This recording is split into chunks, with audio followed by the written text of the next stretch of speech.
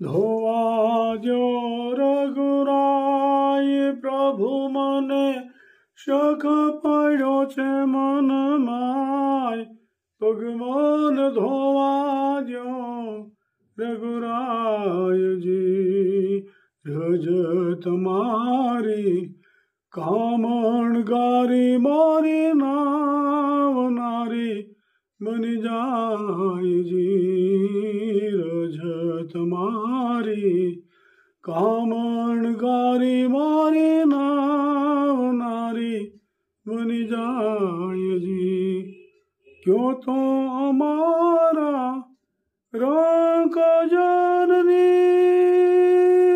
ક્યો તો અમારા ગરીબ જનની આજીવિકા ટળી જાય ભગવાન ધોવા દ્યો રઘુરાયજી ધોવા દ્યો રઘુરાય પ્રભુ મને શખ પડ્યો છે મનમાય ભગવાન ધોવા દ્યો રઘુરાયજી સુણી વાણી ભીલ જનની જાનકી મુસ્કાયજી સુણી વાણી ભીલ જનની જાનકી મુસ્કાયજી ઓ ભણ કેવું યાદ રાખે ભણ કેવું યાદ રાખે ઓલો ભણેલ ભૂલી જાય ભગવાન ધોવા દ્યો રઘુરાયજી પાય જાલી શ્રી રામની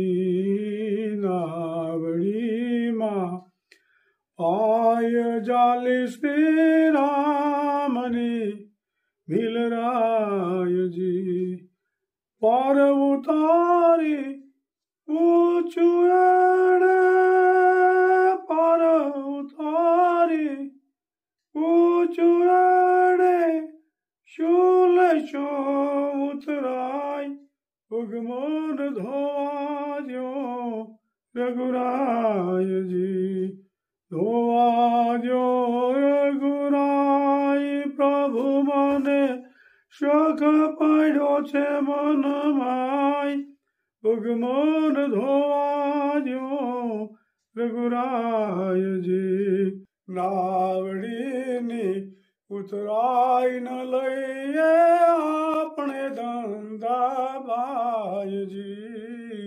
નાવડીની ઉતરાય ન લઈએ આપણે ધંધા ભાઈજી કારવો કદી નહીં લીએ કારવાની ઉતરાય ભગવાન ધોવા દ્યો રઘુરાયજી ધોવા દ્યો રઘુરાય પ્રભુ મને શખ પડ્યો છે મનમાય ભગવાન ધોવા દ્યો રઘુરાય જય સ્વામી રામને જયારે સામે કાંઠે જવું હતું ત્યારે ખારવાને ખબર પડી ગઈ કે આ રામ ભગવાન છે એટલે એને સાની કે પગ મને ધોવા ગયો તો નાવડીમાં બેહવા દો અને બીજી બધી નાવડી વાળાની કે તમે બધા વૈયા જાઓ એ ખારવાનું એક ક્યાંક થોડુંક હાલતું છે વધારે અને પછી સીતા માતા હરખાય છે એ ક્યાં પગ ધોવાનું નાટક ખારવો કરે છે કે રામના ચરણ પખાડવા એટલે કે રામના ચરણ તો કોને પખાડવા મળે ભાગશાળી કોક હોય એને મળે એટલે સીતાજી હરખાતા હતા એ કે પછી એમ કે છે કે આપણે તો ધંધા પાયું કહેવાય તમે ખારવો ને હું ખારવો રામને કહે છે કે તમે જન્મ મરણના ફેરા ટાળી નાખો છો એ તારો છો અને હું આ નાવડીમાં બિહારીને ઓલા કાંઠે લીધો હું તારું છું ને તમે તારો છો એટલે આપણે તો ધંધા ભાઈઓ કહેવાય આપણે એકબીજાનું 400 આનું કિરાયું ન લેવાય એમ એટલે ખૂબ સરસ મજાનું ભજન છે પગ મને ધોવા દ્યો રઘુરાય અને ખારવો ભાગશાળી છે કેટલાય જન્મ નથી એને રામના પગ પખાડવા મળ્યા જય સિયારામ જય સ્વામિનારાયણ બસ મજાનો આંબળાનો મુખવાસ બની રહ્યો છે આપ જોઈ શકો છો આંબળામાં શેરડી ખમણી હોય આંબળા છે મોટા મોટા અને અથાણું મીઠું ને હળદર અને પાણી આંબળામાં મુખવાસી થાય અને આથણું થાય, અથાણું અથાણું, મીઠું, હળદર ને પાણી નાખવાનું ગુડગુડા.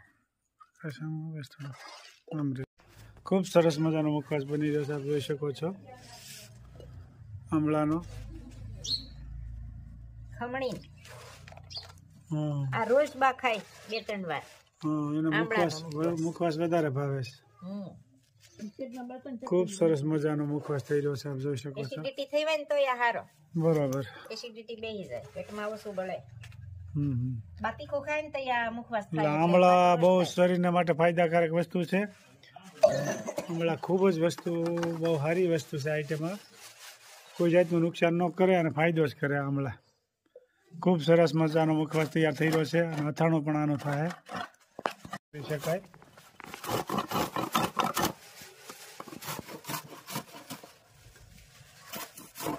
અને પ્લાસ્ટિકમાં હુકવવાનું, નકર રસ વયો જાય બધે.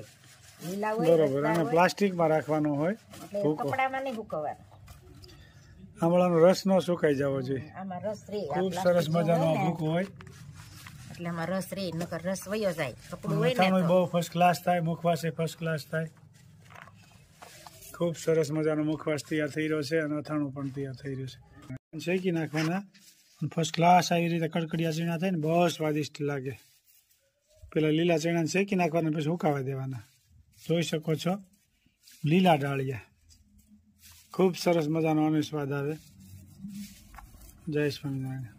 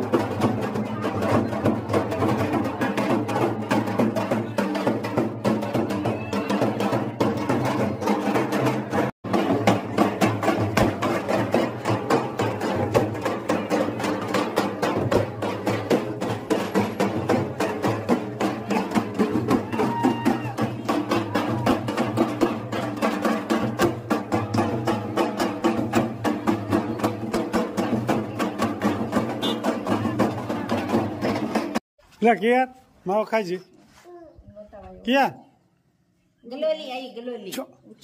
માવો ખૂબ સરસ મજાનો માવો છે. જો બેનો લાવ્યા છે, ખૂબ સરસ મજાનો. ક્યાં માવો ખાજી ક્યાં માવો ખૂબ સરસ મજાનો માવો છે. જો બેનો લાવ્યા છે, ખૂબ સરસ મજાનો.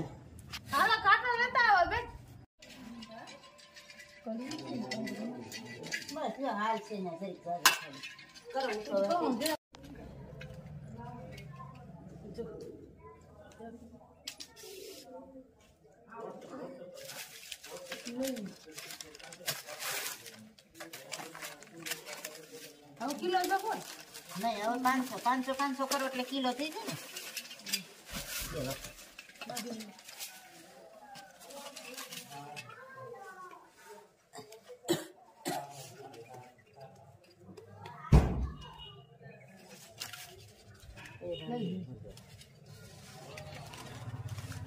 હવે થોડોક છે ને જાજો બહુ જો સેન તો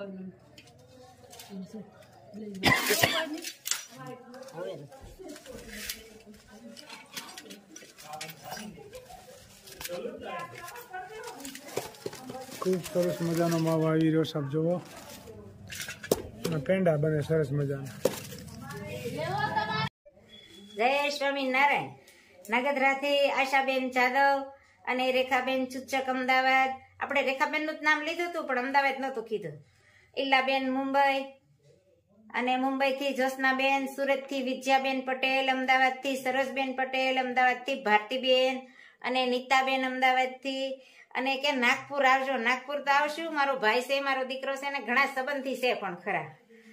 અને યુએસ ડલાસ થી ને કીધું કે સરસ છે વિડીયો તમારો એમ.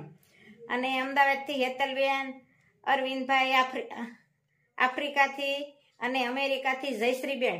અને એને ચોડાનું કીધું છે નિર્મલા ચોડા સ્પેશિયલ આવે ગાંઠિયાના. અને બેસનનો લોટ હોય અને ચણાનો લોટ હોય, બેસનનો તૈયાર મળે ગાંઠિયાનો સ્પેશિયલ. અને એક બેને કીધું લાપસી બનાવજો એમ. 2 દિવસના પહેલા વિડીયામાં લાપસી બનાવેલી છે, જોજો. જયશ્રીબેન ને આપણે કયો લોટ નું કીધું? ચણાનો લોટ બેસનનો આવે. બેને કીધું છે એમાં ક્યાં સોડા વાપરવો છો? એમાં જો બેન નિર્મલા સોડા છે. જયશ્રીબેન આ પેકેટ જોઈ શકો છો તમે. ફર્સ્ટ ક્લાસ ગાંઠિયા નંબર 1 થાય. તમારો આજ કોમેન્ટ હતી એટલે આમાં કોમેન્ટમાં આવેલું છે, પણ મેં કીધું વિડીયામાં જ મૂકી દઈએ એટલે બધા ને ખ્યાલ આવી જાય. ભલે તમારી જેમ ઘણાને પ્રશ્ન હોય. લાઈક કરો, શેર કરો, સબસ્ક્રાઇબ કરો અને કોમેન્ટ કરો. Bye bye. જય સ્વામિનારાયણ.